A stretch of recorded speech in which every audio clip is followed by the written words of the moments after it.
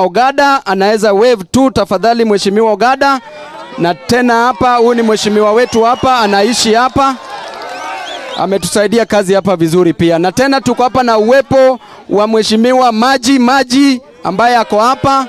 Asante sana Maji. Sasa kwa shangwe na vigelegele nataka tuchukue nafasi kukaribisha seneta wetu ambaye ni seneta mshupavu, Simba wa Nairobi, seneta ambaye akinguruma Ruto anajificha chini ya kitanda.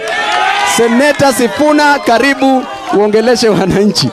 Asante sana Mheshimiwa Babu Owino. Wanamradi, kwanza nichukue fursa hii niwape rambirambi zangu kwa niaba ya familia yangu na chama chetu kizima cha ODM kwa mkasa ambao umewapata hapa. Jambo hili jinsi ambavyo baba amesema halikufaa kutendeka. Kama tungekuwa na serikali ambayo inawajibika, hili jambo halingefanyika. Baba, ukiongea na hawa vijana hapa, serikali ya Ruto na hii serikali ya Sakaja ya Kanjo hapa, wanajua sana kufuata watu ya Chang'aa. Watu ya Chang'aa, hiyo ndio wanajua, si ndio? Hawa vijana wakijiseti mahali wawashe kitu, chief ameshafika tayari.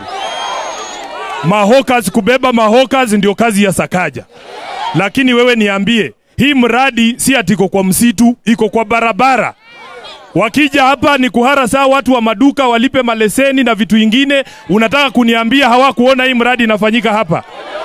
Na mimi ile kitu nataka kusema baba, kuna wale wanazembea kazini, lakini kitu kikubwa zaidi ndani ya serikali ya Kenya Kwanza ni ufisadi.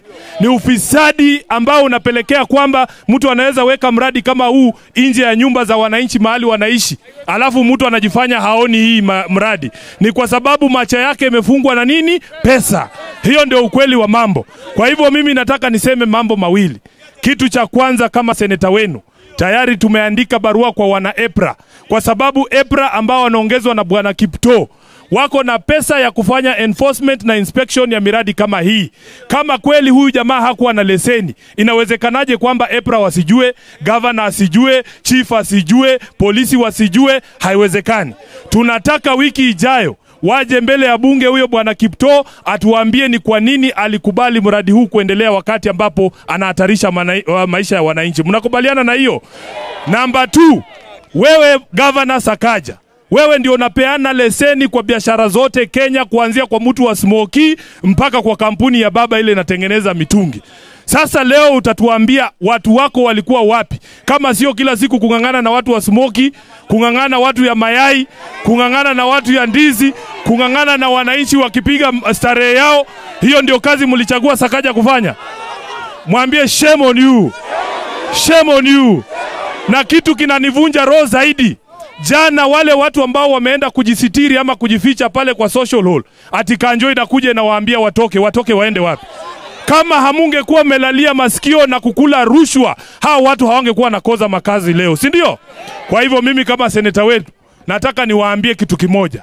Serikali ya UDA ni serikali ya UDA. Iwe ya kitaifa, iwe ya county, hawana utu. Hawana utu kabisa. Wewe nifikiria unakuja kutoa mama kwa social hall, alafu unawaambia wachukue ati shilingi 10,000 waende wapi usiku? Na mtu wako na watoto. Tunataka tuwe na viongozi wenye utu ambao wanaweza kuangalia mtu na jicho la huruma. Hapana kufukuza mama na watoto usiku, si ndio? Kwa hivyo mimi nataka kuwaambia, wakati ambapo tutapata fursa nyingine ya kuchaguana hapa Nairobi, kama mtu si mtu ya ODM, kama mtu si mtu ya ODM asikuje kutuambia ati ni rafiki ya baba. Hapana. Hati sijui ni ndugu ya Sifuna, hakuna. Ndugu yangu kutoka wapi? Tunataka viongozi wenye utu ndani ya kaunti ya Nairobi, si ndio? Mheshimiwa Raila Odinga, mimi nikushukuru kwa niaba ya watu wa mradi, ulitupatia shilingi 1,000,000. Nishukuru Babu Owino, ulitupatia shilingi 1,000,000. Mimi natangaza hapa baba, wabunge wako baba wametoa shilingi 800,000. Members of Parliament wa ODM wamepatia Babu Owino, kwa hivyo tumefikisha zaidi ya shilingi 300,000 kwa ajili ya waathiriwa wa pale huu mkasa. Alafu mwingine anakuja kutuambia na ako na pesa yetu ya disaster. Mtu amechukua pesa ya disaster anatuambia tuchukue shilingi 10,000. Sakaja, mimi nataka kukurudishia wewe hiyo pesa ambayo ulitoa. Hiyo 280,000. Hiyo pesa Hiyo pesa Governor Sakaja, ofisi yangu iko KICC, that 280,000 shillings unataka kufunga nayo watu wa mradi macho. Kuja kwa ofisi yangu nitakutumia hata kwa simu. Hiyo inatosha hata kwa M-Pesa. Asante sana, Mungu awabariki. Sasa tunataka turudishie baba nafasi